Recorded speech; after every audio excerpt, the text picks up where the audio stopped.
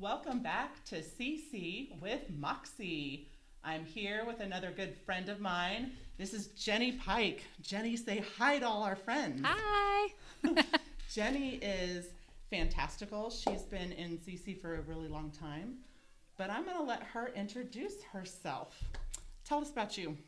So I'm Jenny Pike, as she said, and this will be my 17th year of homeschooling and my 13th year of CC. And I have 3 children. My oldest went from Challenge A through Challenge 4, and he is currently married and working in North Carolina. And I have a daughter who will be a senior in college, and she started in 4th grade, so she was Foundations and Essentials, and she went all the way through Challenge 4. And then I currently have my youngest is going to be in Challenge 1 with E. Yay! So he's our caboose. Yes, the caboose. And he's been in the whole time? He started in the nursery when he was like 2, maybe. Okay, yeah. So I brought Jenny on today because a lot of y'all have said, okay, I've got different types of learners. How can I make this work?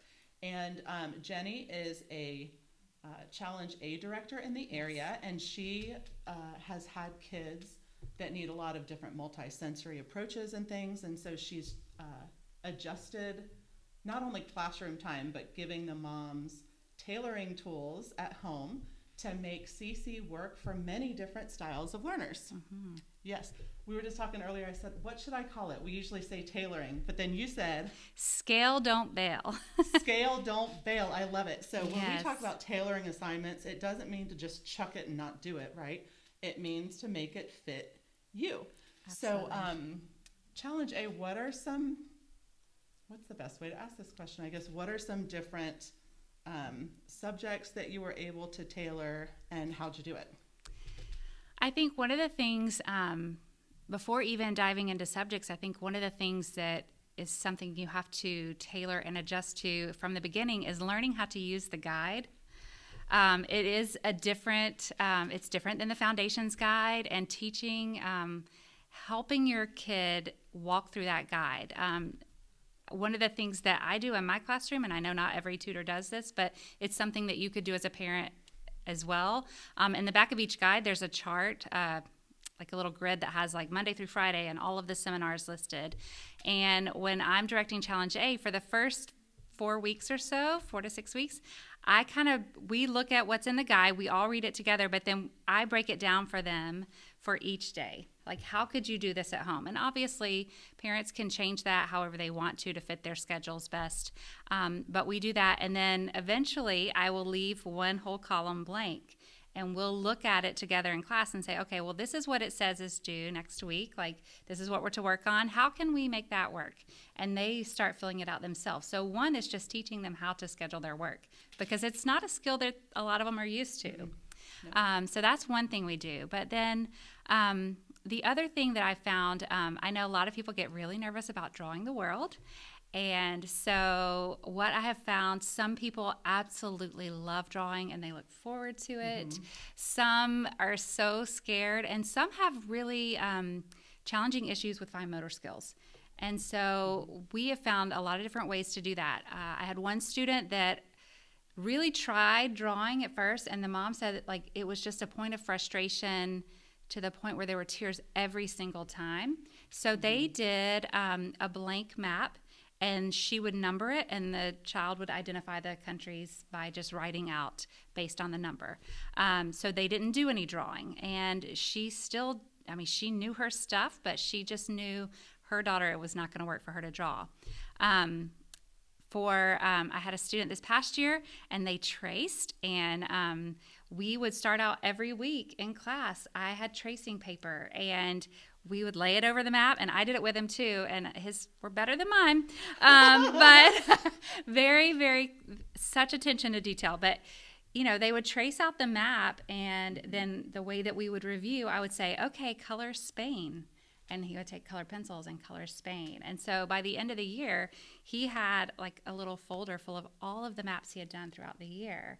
And he drew a big world map that we framed at the end of the year as well, and it was really neat. So tracing is one way. Mm-hmm. I knew my student one year, my child, their class, all of them were doing Blackline master maps. Okay. But so in class, he was finding it frustrating to try when they would have that time to draw it, like the final map. He was frustrated because they were all finished before he was, and he didn't have enough time, and he felt bad because he was making the class wait for him. Aww. So what we decided to do was at home, he drew it every time, like during the week. But the last day, I would just give him a black line to practice, and that's what he would do in class. Got it. So we did it a little differently at home because I knew I wanted him to have that practice of drawing, but I didn't want him to be the one slowing people down either. Yeah. So there are ways to tailor it. I would suggest everybody at least trace it one time. I think it's so helpful to draw because there's just a connection between writing and your memory, that there's just something about that versus just looking. There are software games that you can play as well to practice. A lot of kids really like having that computer time, and this is computer time that can be educational, but there are games, and so it's still really fun. That's fantastic. I know all three of my girls were a little different with drawing the maps, but the first one was one that you described. She was tears and bawling week 2 or 3. And so Matt and I just prayed about it and said, okay, what are our goals for her? And so we tailored it a bit.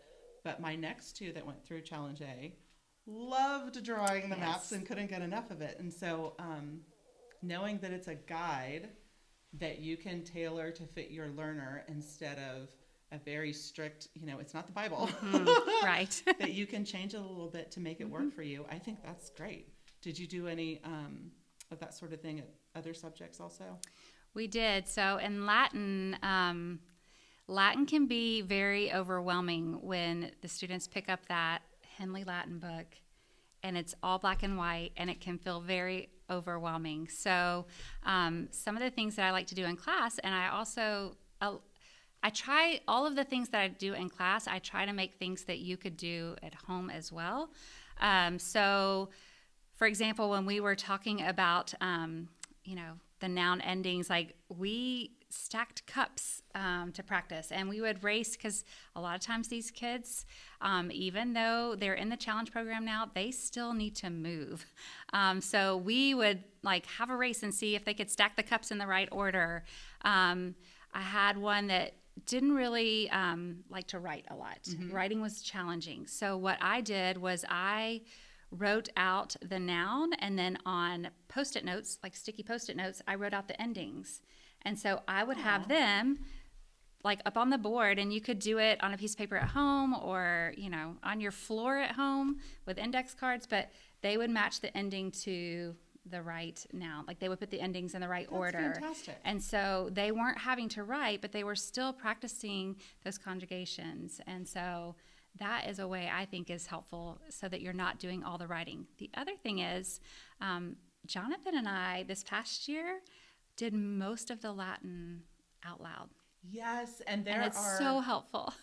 And there are certain exercises that say verbally by it, but if your child is able to do it out loud, they don't have to write it all down if writing is not great for them, or they're towards the end of the day and they're, tired or whatever, or if there's some learning style that it just doesn't work for.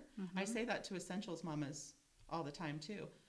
If you're still practicing the work and you're just doing it verbally instead of written down, that's okay. It is okay. And sometimes I've had students that just work on vocabulary in Challenge A, and that is okay. I mean, I encourage them to try and do as much as they can. I always like to, with my son and my daughter, both my sons and my daughter, I wanted them to be challenged. And sometimes that means there is some frustration. And so learning how to work through frustration. When you get to the point where it's a constant, like the child I was talking about earlier, where it was every day there's tears, that is, you've gone too far. But there is some value in having those moments of frustration that they have to learn to work through. Yes. But you just have to find that balance of being challenged, but not, to the point of tears all the time. And it's biblical, letting your kids struggle a little bit. I know us mamas don't ever want to see our child struggle, but the Lord talks about, perseverance and the fruits from that when you get through. Yeah, that's great.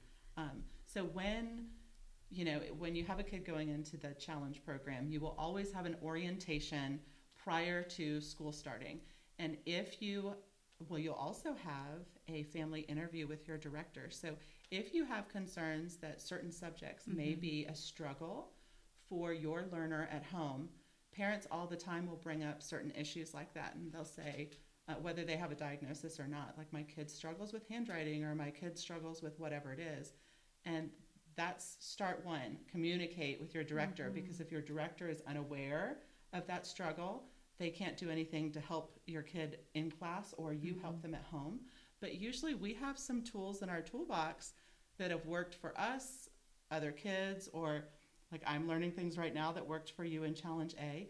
And so I think communicate to your director and let them know before school even starts. And then that director, if they don't have knowledge on it already, I remember you had a kid going into your class and she said, I don't know a lot about that. So she bought some books on that learning style and learned how to just tailor some things here and there to really serve that kid and that family during class time and how to do it at home. So we are willing to go the extra mile and do the extra work for y'all as long as it's communicated to us. So when you hear the word challenge, a lot of moms think what? Like it's going to be so hard. Yeah, they're like, I can't do it. Fun foundations Yes. to challenge. But especially in A, it's such a bridge from essentials and foundations up to the challenge program. We still bring in fun. You can still use different methodologies to get it done and still do it in a classical way. Yeah. Absolutely. I think it's important to keep the fun because, and for us to model a good attitude about it as well, I think that's huge. If we begin their challenge year by going, oh, this is going to be so hard. I don't know if I can do it. I don't know. If we're questioning, if we're living in that state of fear, then that's going to transfer to our students and they're going to feel that way too. And so we want to start by saying like, oh my gosh, I'm so excited about challenge. Yes. This is going to be such a great year for you. And definitely keep the fun. When you're practicing vocabulary, we try to, for example, in Latin, we try to drill like vocabulary for so many minutes a day, like 20 minutes a day. We practice our grammar rules and then we'll get to some Latin. But a lot of times, like if I can see that it's a tough day, then I will say, okay, I'm going to give you this picture. I want you to draw me a picture. Like, here's your Latin book. Here are the vocabulary words I want you to use. Draw as many as you can. And I'm like in a picture form, but don't write the words. And I draw a picture here. And we do this in class sometimes too. And then we're going to switch and we're going to see how many we can label of each other's. And so it's kind of fun. And like you're doing it too. So they feel like, oh, mom's invested. She's doing it with me. I hadn't heard that one before. That's a good one. So yeah, it's kind of fun. And then it's just, they feel like they're drawing. And also like when you're drawing with maps in cartography, put on music from that country, because you've got, like, if it's Africa, there's so many different types of music that you can put on some music and listen to that, and it truly will become like this time that they look forward to because they're just relaxing and listening to music. And yeah, it's just super fun. Yeah. Yes. So bring in the fun, keep that fun. And if you mamas at home, if y'all have other ideas specific to Challenge A, I'm going to try to talk to several different directors, different levels about ideas. If you have some Challenge A ideas for different styles of learners, please post them in the comments, post your videos down below, and that way other mamas can see lots of different ideas because we don't have it all. Wow. And I loved how you talked about the kids do hear what you're saying. So a lot of times we hear, especially for Latin, moms are so scared. But remember, we are helping you become a lead learner at home, and that means you don't have to already know it. You're willing to learn alongside your kid and showing them that something doesn't come to you right away, but you're diligent with it and you persevere and you keep trying. They're going to see that, and monkey see, monkey do. And so I loved that you said that as well. They're hearing what you're saying about your lovely Latin book, and they're hearing what you're saying about all the subjects. And so try not to lead with fear. Right. Try to rest that God has given me these children. I am equipped to handle it. I don't know my Latin yet, but I'm going to, and we're going to learn it together, and it's going to be great. You don't have to study all summer and have it memorized already. You can just learn alongside your kid, and you can do it. You absolutely can do it. Yeah. I think tying it into essentials is helpful as well. Mm-hmm. We start off with the essentials charts, and I show them like how it connects. Like these are the noun usages. This is where you see these in Latin. We write on that chart. Like this is how they correlate. And then also, a lot of times I will have Latin sentences diagrammed, and I'll give them the diagram and say, okay, see if you can tell me what this sentence is based on the diagram. And so a lot of times they already know, okay, well, this is my verb because of where it is on this diagram, because I learned this in essentials. So this is my verb. Okay, what does this verb mean? All right, so then if this verb is plural, then that means my subject has to be plural. So that must be, this ending must be the plural ending. And so they're able to figure things out by kind of working backwards a little bit, but it's using skills they learned in essentials. Yes, it's almost like a fourth year essentials tour. So think about it that we're using the tool of Latin to get better at English grammar. Mm-hmm. And it takes some of that sting away. Hopefully some of these suggestions help you, and the suggestions that people post below. Enjoy your summer. Go get a practicum if you haven't seen one yet or been to one yet for more parent equipping. Look for more videos coming up. And in the meantime, don't forget to prep for your next CC year with Moxie. Thanks, guys.